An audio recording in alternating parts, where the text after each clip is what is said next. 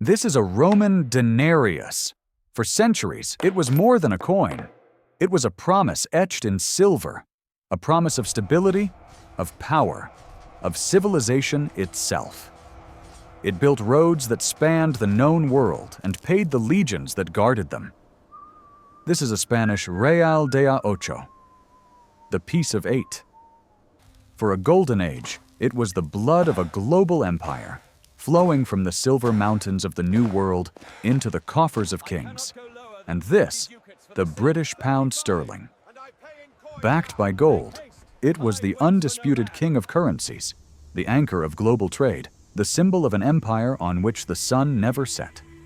Each coin tells a story of absolute power. But they also share a secret, a fatal flaw. They are not just relics of glory, they are tombstones. Each one marks the grave of a dead empire. And they all died holding the same weapon that made them great. We imagine empires fall in fire and fury. We picture barbarian hordes at the gates, decisive battles on windswept fields, the flags of conquerors rising over smoldering ruins. But what if that is not the whole story? What if the most lethal enemy is not an invading army, but an invisible force? A silent sickness that rots an empire from the inside out, hollowing its bones until the slightest push makes it all collapse. What if the story of imperial death is not a story of war, but a story of money? A predictable, repeatable pattern of financial self-destruction that has claimed every great power in history. Is it possible that there is a blueprint for bankruptcy? A five-step path to ruin that empires follow, blindly, one after another? And if this blueprint exists, could it be that we are following it right now? Our story begins with Rome, not the decadent, crumbling Rome of the end, but the Rome of the beginning. A republic, then an empire, built on discipline, engineering, and something far more fundamental: trust. The bedrock of that trust was the denarius. In the age of Augustus, it was a coin of nearly pure silver. When a Roman soldier was paid his wage, he knew exactly what he was holding. He could save it, send it home, or spend it, confident that its value was real, tangible. It was honest money. And with this honest money, Rome accomplished the impossible. It created a world. Aqueducts carried fresh water across hundreds of miles. An unprecedented network of stone roads connected Scotland to Syria. The Pax Romana, the Roman peace, created a vast zone of trade and prosperity, all lubricated by a currency everyone believed in. But empires are hungry things. Their appetite is endless. Expansion required a larger and larger army, stationed on ever more distant frontiers. The spoils of conquest, once a river of gold and slaves flooding into Rome, began to slow to a trickle. The wars became defensive, costly affairs with little to show for them. At home, the state's obligations grew. The policy of bread and circuses, free grain and lavish public games, was essential to keep the teeming population of the capital city content. It was a political necessity, but a fiscal nightmare. The emperors found themselves trapped. The expenses of the military, the bureaucracy, and the welfare state were immense and ever-growing. Their income was not. They tried raising taxes, but that only went so far. Taxing the rich too much caused capital flight and political intrigue. Taxing the poor and the farmers crushed the productive heart of the economy. The silver mines of the empire, from Spain to Britain, simply could not produce enough metal to meet the state's insatiable demand for new coins. The machine was bigger than the fuel supply. An emperor like Nero, or later Commodus, faced a simple, brutal choice: either dramatically cut spending, which meant risking mutiny from the legions and riots in the streets, or find more money. But how do you create money when you have run out of the metal to make it? The answer was a discovery that seemed like magic, a temptation too powerful to resist. It was a solution that would solve all their immediate problems, but would, in the long run, seal their doom. They decided to change the very definition of the denarius. They began a process of currency debasement. A slow-motion theft from their own people. The first step was subtle. Nero began to mix a small amount of copper into the silver. The coin looked the same. It felt the same. For a while, it even spent the same. But it was a lie. The government could now take a pound of silver that once made a certain number of coins, and by adding cheap filler metal, stretch it to make many more. Suddenly, they could pay the soldiers. They could fund the next grand construction project. They could buy more grain for the masses. It was the perfect short-term fix. The treasury was full again. But a promise, once broken, is hard to repair. And the promise of the denarius was being systematically destroyed, one emperor at a time. What began with Nero became official policy. Each subsequent emperor, facing his own fiscal crisis, pushed the debasement further. Under Trajan, the denarius was about 85% silver. A century later, under Septimius Severus, it was down to 50%. By the middle of the 3rd century, the denarius was a pathetic copper disc with a thin silver wash. It contained less than 5% silver. The government was minting a lie, and the people, slowly at first, then all at once, began to realize it. The consequences were catastrophic. This was the birth of runaway inflation in the ancient world. Merchants, realizing the coins they received were worth less than yesterday's, began raising prices. A soldier's salary, once enough to support a family, could barely buy a few loaves of bread. People's life savings, painstakingly accumulated in what they thought was sound money, evaporated into worthless metal. The economy seized up. Why sell your grain today if the coins you get will be worthless tomorrow? Hoarding became rampant. People melted down the old, pure silver coins, while the new, debased coins circulated furiously. Bad money drove out good. The social fabric began to tear. The government responded with brute force, issuing price controls, which only led to shortages and black markets. Trust, the invisible glue that held the vast empire together, was dissolving. Fast forward 1,500 years. A new empire, Spain, rises to global dominance. Its luck seemed boundless. It had discovered a literal mountain of silver in the New World at Potosí. A torrent of wealth poured across the Atlantic, making the Spanish kings the richest and most powerful rulers in Europe. It seemed they had solved the Roman problem. They had an almost infinite supply of money. But they made the exact same mistake. They believed their wealth was limitless, and so was their spending. Spain became entangled in endless, ruinously expensive wars across Europe, trying to maintain its political and religious dominance. The Spanish court became a spectacle of opulent waste. The silver from the Americas flowed in one hand and out the other, paying for armies in the Netherlands and mercenaries in Italy. Soon, even the river of silver from Potosí was not enough. The empire's expenses outstripped its incredible income. Trapped, just like the Roman emperors, King Philip II and his successors turned to the same fatal solution. They began to debase their own currency. They issued billions of coins made of pure copper, called vellon, but gave them an artificially high value, pretending they were worth silver. The result was a replay of the Roman disaster.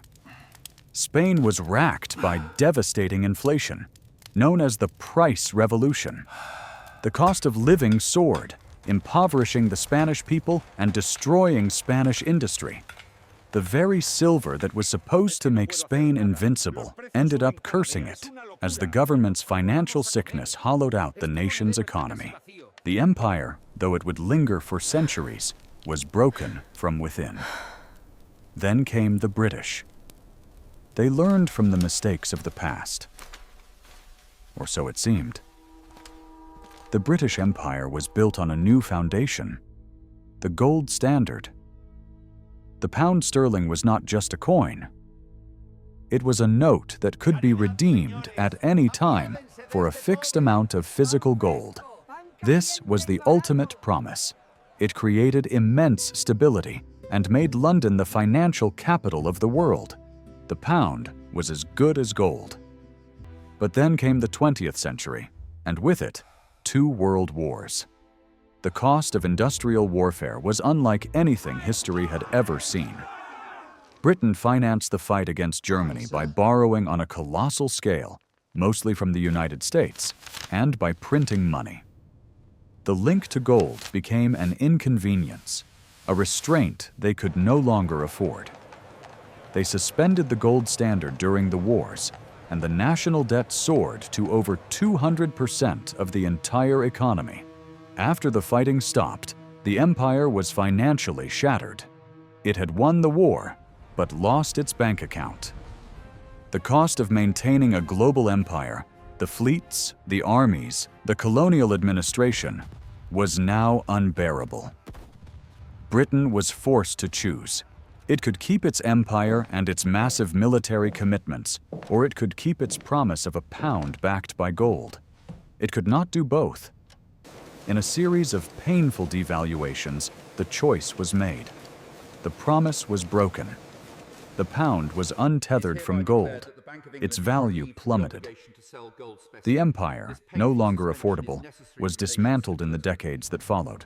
Rome, Spain, Britain. 3 different eras, 3 different continents, 3 different currencies. All met the same fate. They rose on sound money. They overextended themselves with global ambitions. And when the bills came due, they chose the easy path. They corrupted their own currency to pay for it. They sacrificed long-term stability for short-term survival, and in doing so, they planted the seeds of their own destruction. This is not a coincidence. It is not a series of isolated tragedies. It is a timeless machine, a predictable cycle that grinds empires into dust. The blueprint for bankruptcy can be broken down into 5 distinct stages. Stage 1. The age of sound money. An empire begins its rise on a foundation of financial discipline. Its currency is trusted because it is tied to something real and scarce, like gold or silver. The government, for the most part, lives within its means. This financial stability fosters savings, investment, and long-term thinking. The economy grows productively, creating real wealth, not just the illusion of it. This is the golden age, the period of ascent. Stage 2. The age of overreach. The nation's success leads to global ambitions. It becomes the world's policeman, the center of trade, the guarantor of international order. This brings enormous benefits, but it also brings colossal costs. Vast and permanent military commitments are established around the globe. At home, the population comes to expect and depend on a growing list of social benefits and entitlements. The state's obligations, both foreign and domestic, begin to spiral upwards, eventually exceeding what the productive economy can pay for through taxation. A gap opens up between the promises the government has made and the revenue it has. Stage 3. The point of no return. The government is trapped. Cutting spending would be political suicide. Raising taxes significantly would cripple the economy. So, leaders turn to the third option, the hidden tax, the path of least immediate resistance. They sever the link between their money and the precious metals that once constrained it. For Rome, this was debasing the silver denarius. For Spain, it was minting copper coins with a silver value. For Britain, it was abandoning the gold standard. For the modern world, it is the electronic printing press. This act fundamentally changes the nature of money. It is no longer a store of value, but a tool of political expediency. The government can now create money out of thin air to cover its deficits. This is the great deception. The moment the seeds of ruin are truly sown. Stage 4. The age of inflation and deceit. In the beginning, the new, unbacked money feels like a miracle. The government can spend without restraint, creating booms in financial assets and a sense of prosperity. But financial gravity cannot be defied forever. The continuous creation of new currency units begins to dilute the value of all the currency in circulation. Prices across the economy begin to rise, slowly at first, then with frightening speed. This is inflation. It is a silent transfer of wealth from savers to debtors, from the people to the state. As people see the purchasing power of their money decline, faith in the currency and in the institutions that manage it begins to erode. Society becomes more polarized. The gap between the rich, who own assets that rise with inflation, and the poor, who live on fixed wages, widens dramatically. Social unrest begins to simmer. Stage 5. The final collapse. The system is now incredibly fragile. Decades of financial rot have hollowed out the empire's economic strength. Trust is gone. The currency is viewed with suspicion both at home and abroad. All that is needed is a catalyst. It could be a lost war, a banking crisis, a pandemic, or the rise of a new economic challenger. Foreign creditors, no longer willing to fund the empire's deficits, begin to sell off its currency and its bonds. A currency crisis erupts. The empire discovers it can no longer afford its legions, its welfare state, or the interest on its massive debt. The illusion of wealth vanishes, revealing the bankruptcy beneath. The empire, unable to pay its bills, either collapses into hyperinflation or is forced into a brutal austerity that marks the end of its global power. This is the blueprint. This is the path every empire has walked to its grave. Now let us hold this blueprint up to our own time, to the story of the United States. After World War II, America stood alone atop a shattered world. It entered its golden age, its stage 1. The US dollar, backed by a massive hoard of gold, became the world's reserve currency. Under the Bretton Woods Agreement, global currencies were pegged to the dollar, and the dollar itself was convertible to gold at a fixed rate of $35 an ounce. This was the era of sound money, of immense productive growth, of the rise of the American middle class. But then came stage 2, the age of overreach. In the 1960s, the nation's ambitions exploded. America tried to fight 2 wars simultaneously: the Cold War against the Soviet Union, with its expensive arms race and proxy conflicts like Vietnam, and a domestic war on poverty. With the vast expansion of social programs under the Great Society, the costs of being the world's policeman and providing a comprehensive social safety net began to accumulate. The government's deficit soared. Foreign countries holding mountains of dollars from trade saw the United States printing more money to pay for its wars and social spending. They began to suspect the promise of the dollar was being broken. They began asking for their gold back. The U.S. gold reserves started to drain away at an alarming rate. President Richard Nixon was trapped. He faced the same choice as the Roman emperors and the British prime ministers before him. He could impose brutal austerity and spending cuts to save the dollar's gold backing, or he could save the spending and sacrifice the dollar. On August 15, 1971, he made his choice. He appeared on television and announced he was temporarily closing the gold window. The direct link between the US dollar and gold was severed. The world entered a new era. This was America's stage 3, the point of no return. For the first time in history, the entire world was on a fiat currency standard, where money was backed by nothing but a government promise. The constraint was gone. The United States could now create money, digitally, with no physical limit, to pay for its deficits. And so began stage 4. For 50 years, we have lived in this new reality.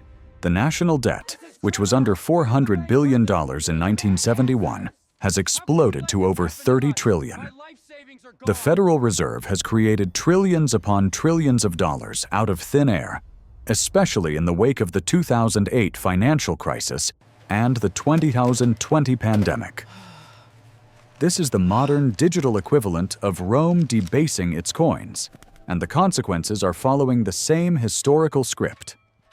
We see the rising tide of inflation, eating away at our wages and savings. We see the dizzying rise in the price of stocks, real estate, and other assets, creating a vast and dangerous gap between the wealthy and everyone else. We see the growing social and political polarization as different groups fight for their piece of a pie that is no longer growing in real terms. We see a loss of faith in our institutions, a sense of unease that the system is rigged. The symptoms are all here. The blueprint is playing out, step by step, right before our eyes. Why does this pattern repeat? Why do brilliant leaders, generation after generation, walk the same path to ruin?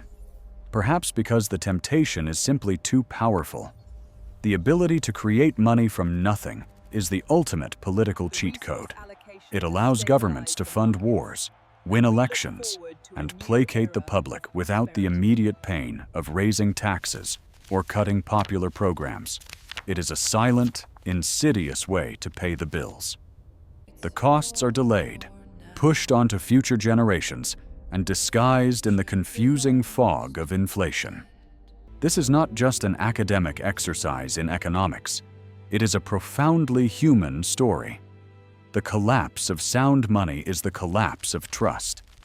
It is the erosion of the invisible bonds that hold a society together. It punishes the responsible, the saver, the worker, the retiree, and rewards the reckless. It shortens our time horizons, forcing us to think about immediate survival rather than long-term building. It is the story of the Roman legionary on Hadrian's Wall, discovering his pay is worthless. It is the story of the Spanish merchant in Seville, whose prices change by the hour. It is the story of a family today, sitting at the kitchen table, watching their grocery bills and rent payments rise faster than their income, feeling an anxiety they cannot quite name. History is not a prophecy. It is a warning. The final pages of our chapter have not yet been written. Unlike the Romans, we have the benefit of hindsight. We can see the blueprint. We can recognize the path we are on because we have seen where it leads. The cycle of financial decay is powerful, but it is not inevitable. The choice is still ours. We can demand a return to fiscal discipline. We can rethink the role of our money and the promises our government makes. Or we can continue on the well-trodden path, believing that this time, somehow, it will be different. The empires of the past are ghosts, whispering a cautionary tale through their tarnished coins. The question they ask is simple: are we listening?